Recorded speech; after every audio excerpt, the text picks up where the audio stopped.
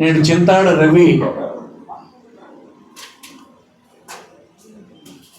ఆమదాల వలస నియోజకవర్గానికి వైఎస్ఆర్ కాంగ్రెస్ పార్టీ తరఫున కోఆర్డినేటర్గా బాధ్యతలు నిర్వర్తిస్తున్నారు. ఆయన కుటుంబ సభ్యుల్ని కలవడానికి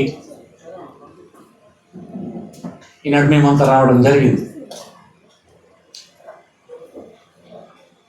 4 రోజుల క్రితం జగన్మోహన్ రెడ్డి గారు శ్రీకాకుళం వచ్చినప్పుడు ఈ రాష్ట్రంలో అత్యంత అభిమానం కలిగినటువంటి రాజశేఖర రెడ్డి కుటుంబానికి చెందినటువంటి కొడుకుగా గడిచిన 5 సంవత్సరాలు ముఖ్యమంత్రిగా, వైఎస్ఆర్ కాంగ్రెస్ పార్టీకి అధ్యక్షునిగా, ఈ జిల్లాకు అనేకమైన సంక్షేమ కార్యక్రమాలు అందించినటువంటి నాయకునిగా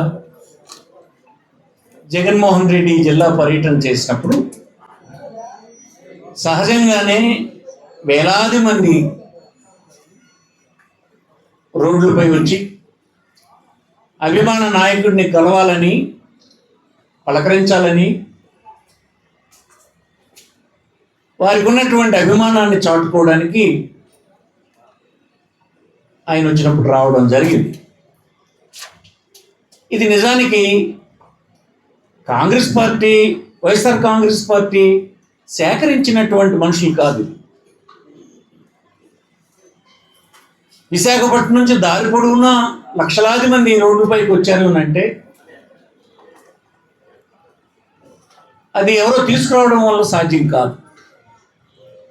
ప్రజాస్వామ్యంలో ఇలాగా వారికి సంబంధించినటువంటి నాయకులు వచ్చినప్పుడు ఎక్కువ మందో తక్కువ మందో ప్రతి వారికి కొంతమంది వస్తారు. జగన్మోహన్ రెడ్డికి ఈ రాష్ట్రంలో అత్యంత ఆదరణ కలిగినటువంటి నాయకుడు కనుక, ప్రజలతో నేరుగా సంబంధాలు కలిగినటువంటి వ్యక్తి కనుక,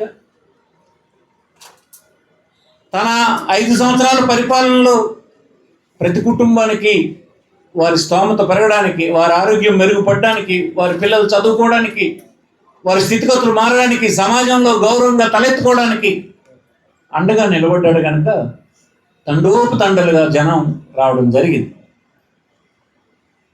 ఒకచోటకి అందరూ చేరితే ఇబ్బంది అవుతుందని చెప్పి డిస్ట్రిక్ట్ ప్రెసిడెంట్ ఏం చేశారంటే, ఏ ప్రాంతంలో వాళ్ళు ఆ ప్రాంతంలోనే కలండి, ఒక్క చోట అయితే ఇంతమంది కుమ్ములాట జరుగుతుంది, స్టాంపేడ్ జరుగుతుంది, చనిపోయే ప్రమాదం ఉంటుంది కనుక అలా రానివద్దు అని చెప్పి కూడా చెప్పడం జరిగింది.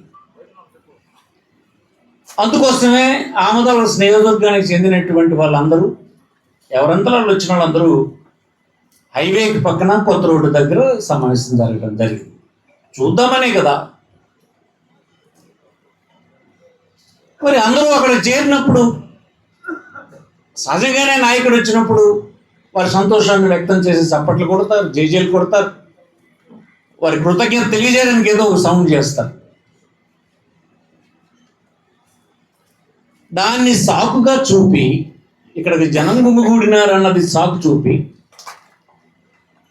ఈ నియోజకవర్గంలో బాధ్యతలు నిర్వర్తిస్తున్నటువంటి చింతాడ రవిని, తనతో కలిసి పార్టీకి పనిచేస్తున్నటువంటి నాయకుల్ని ఒక 20 మందిని సుమారుగా, ఎన్ని సెక్షన్లు ఉన్నాయో, క్రిమినల్ కోడ్లో ఎన్ని సెక్షన్లు ఉన్నాయో అన్ని సెక్షన్లు పెట్టారు పోలీసులు. అయితే నేననేది ఇది పోలీసులు పెట్టిందా, ఇన్వెస్టిగేట్ చేసినటువంటి పోలీసులు పెట్టిందా? కాదు, ప్రభుత్వం పెట్టింది అని మీకు మనం చేస్తున్నాము. నేరుగా ప్రభుత్వంలో ఉన్నటువంటి మంత్రులు, ముఖ్యమంత్రి కార్యాలయం, లోకేష్ కార్యాలయం ఇన్స్ట్రక్షన్స్ ఇచ్చి కేసులు పెట్టించారు. ఎందుకు కారణం చేత? అక్కడ విధుల్లో ఉన్నటువంటి పోలీస్ అధికారులే ఇక్కడేమి జరగలేదని వాళ్ళు చెప్తుంటే మద్దతు చేసేస్తున్నారట, విధుల్లో అధిగమించేస్తే అక్కడ ఎందుకు ఉంటారండి? హైవే దగ్గర ఎందుకు ఉంటారు? విధులు అధిగమించే జైలు దగ్గరకు వచ్చి ఉండేవారు. అభిమాన నాయకుడిని చూడడానికి వచ్చినటువంటి వాళ్ళు. ప్రభుత్వాలు ఇలా ఎందుకు వ్యవహరిస్తాయనంటే, ఎన్నడైతే ప్రజల తాలూగా అభిమానాన్ని విశ్వాసాన్ని కోల్పోతున్నామని ప్రభుత్వం ఎప్పుడైతే భావిస్తుందో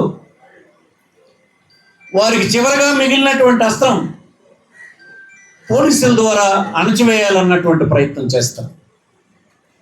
ఈనాడు ఇక్కడ ఆంధ్రప్రదేశ్లో జరిగినా, అక్కడ శ్రీకాకుళంలో జరిగినా, రణస్థలంలో జరిగినా ఈ చర్య కారణం ఈ రాష్ట్రంలో ప్రజల అభిమానాన్ని తెలుగుదేశం ప్రభుత్వం, చంద్రబాబు నాయుడు ప్రభుత్వం కోల్పోవడమే కారణమని మీకు ఈ సందర్భంగా మనం చేస్తుంది. ఎందుకు కోల్పోరండి? ఏం చెప్పావు నువ్వు? ఎన్నికలప్పుడు ఏం చెప్పావు? 10,000 ఇస్తున్నారా? 20,000 రాసుకో. 15,000 ఇస్తున్నారా? ఇంట్లోని ముగ్గురికి 15,000 రాసుకో. 5,000 వాలంటీర్కి ఇస్తున్నారా? 10,000 రాసుకో. నమ్మించడానికి పదే 70 సంవత్సరాలు ఉన్న వ్యక్తి మీరు అలా మాట్లాడి నమ్మించి, నమ్మరండి, మనుషులు కదా, నమ్ముతారు. నమ్మినటువంటి వాళ్ళకి అయిపోయిన వెంటనే ఇదంతా సాధ్యం కాదు, నేను ఎవరికి నేను చెప్పాను అంటే నువ్వు మోసగించినావు అన్న అభిప్రాయం జనంలో ఉంది కనుక ఈనాడు నిన్ను పూర్తిగా వదిలేస్తాను. వదిలేస్తే మీరు ఎంచుకున్న ఆయుధం ఏంటంటే పోలీసులతో కేసులు పెట్టి జైల్లో పెట్టించాలని. మీరు ప్రపంచంలో ఎక్కడైనా చూడండి, జైల్లో పెట్టినటువంటి వ్యక్తులకి సమాజం మరింత సహకరించే పని చేస్తుంది, అభిమానం మరింత పెరిగిపోతుంది. ప్రజాస్వామ్యంలో ఆ జైల్లో పెట్టినటువంటి ప్రభుత్వాలకి పడగొట్టేదాకా ప్రజలు నిద్ర పట్టరని ఈ సందర్భంగా నేను మీకు మనవి చేస్తున్నాను.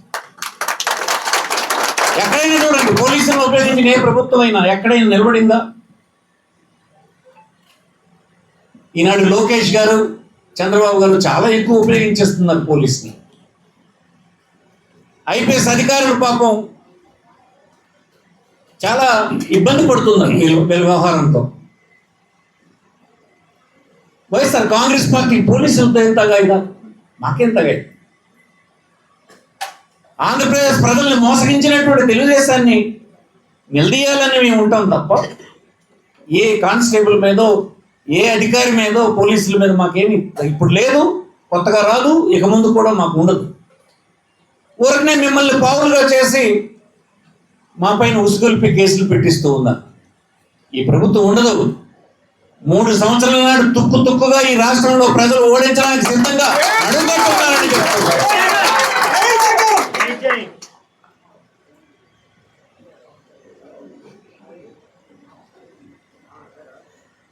పూర్తిగా విశ్వాసాన్ని కోల్పోయింది. ఈ ప్రభుత్వం ఇంకా కొనసాగడానికి అవకాశం లేదు. అందుకే ఈ చర్యలని మీకు ఈ సందర్భం మనవి చేస్తుంది.